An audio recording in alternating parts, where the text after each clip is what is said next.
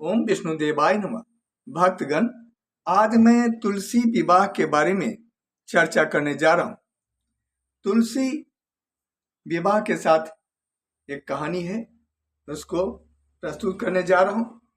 किसी समय महादेव अपनी तेज को समुद्र में डाल दिए, जिसके फलस्वरूप एक दैत्य का जन्म हुआ, जिसका नाम जालंधर पड़ा। जालंधर बहुत ही शक्तिशाली था। उसने अपनी शक्ति से देवी देवताओं को परेशान करने लगा। उसका विवाह एक कालनेमी नाम का असुर था, उसकी पुत्री से हुआ, जिसका नाम वृंदा था। वृंदा बचपन से ही विष्णु भगवान की परम भक्त थी। वृंदा पतिव्रता नारी थी। इस कारण से जालंधर को कोई पराजित नहीं कर सकता था। एक बार जालंधर माता लक्ष्मी को प्राप्त करना चाहा, इसके लिए युद्ध करने लगा। लेकिन माता लक्ष्मी की उत्पत्ति भी समुद्र से हुई थी और जालंधर का भी समुद्र से ही उत्पत्ति हुई थी। इसलिए माता लक्ष्मी ने जालंधर को अपना भाई बना लिया। फिर जालंधर भोले शंकर का रूप धारण करके कैलाश में माता पार्वती के पास में चला गया। माता पार्वती को प्राप्त करना चाहा।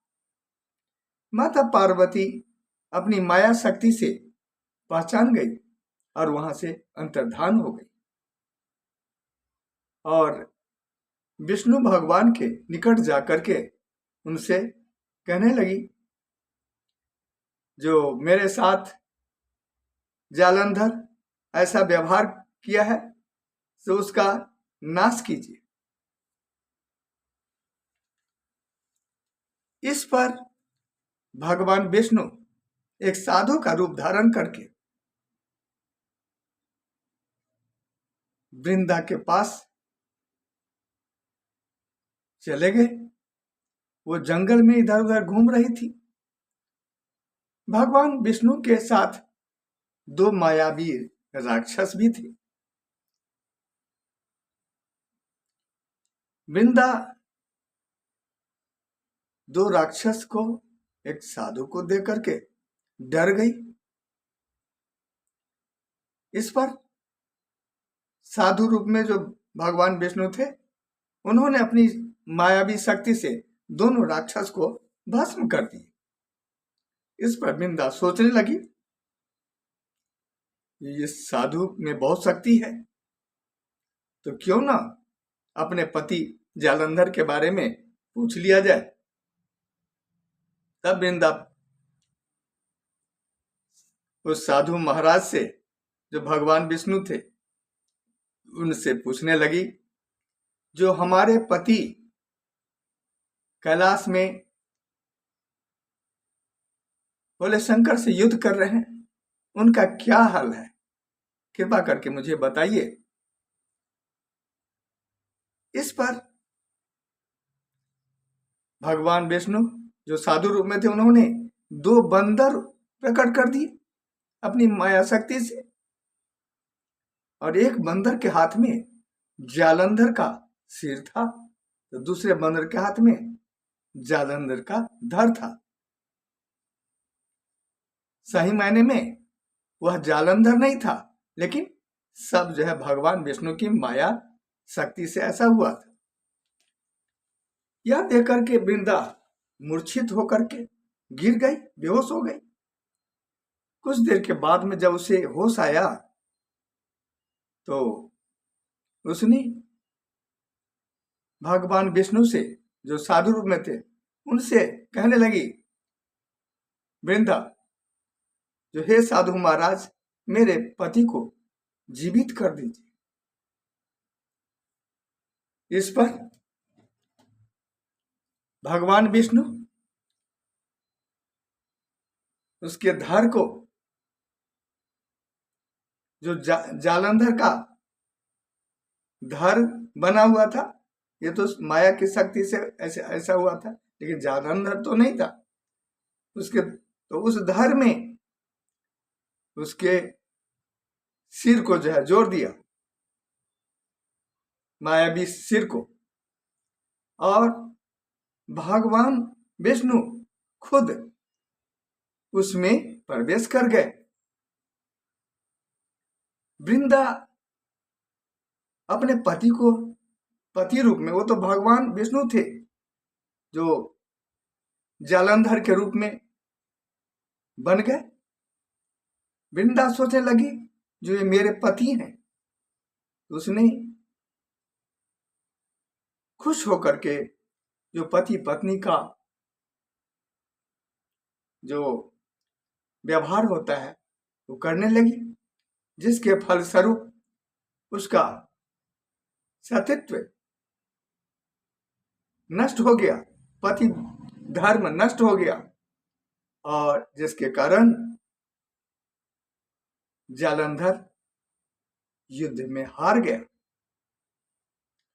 जब वृंदा को इसके बारे में पता चला, जो भगवान विष्णु ने छल से हमारे साथ ऐसा कर दिया, जिसके फलस्वरूप मेरा जो पति धर्म था वो नष्ट हो गया,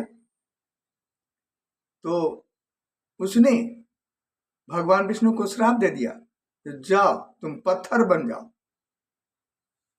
इस पर भगवान विष्णु शालिग्राम रूप में बन गए, पत्थर हो गए। इतना होते ही पूरे ब्रह्मांड में हाहाकार मच गया। ये जगत का जो है ब्रह्मांड का संतुलन बिगड़ने लगा। इस पर सभी देवी देवता गण वृंदा से प्रार्थना करने लगे, जो भगवान विष्णु को श्राप से मुक्त कर दो। इस पर वृंदा ने भगवान विष्णु को श्राप से मुक्त कर दी और खुद आत्मदाह कर ली। जिस जगह पर आत्मदाह की, वहीं पर वह तुलसी के रूप में प्रकट हो गई। वो दिन था कार्तिक मास शुक्ल पक्ष एकादशी का दिन। इसी दिन भगवान विष्णु 4 महीने योग निद्रा से जो है उठते हैं, जिसको देव उठनी एकादशी भी कहा जाता है और प्रबोधनी एकादशी भी कहा जाता है। तो वही दिन था। तो भगवान विष्णु ने प्रसन्न होकर के वृंदा से कहने लगे, जो तुम्हारे सती धर्म के कारण मैं बहुत खुश हूं। तुम लक्ष्मी से भी बहुत प्रिय तुम मेरे लिए हो, और इस दिन जो भी प्राणी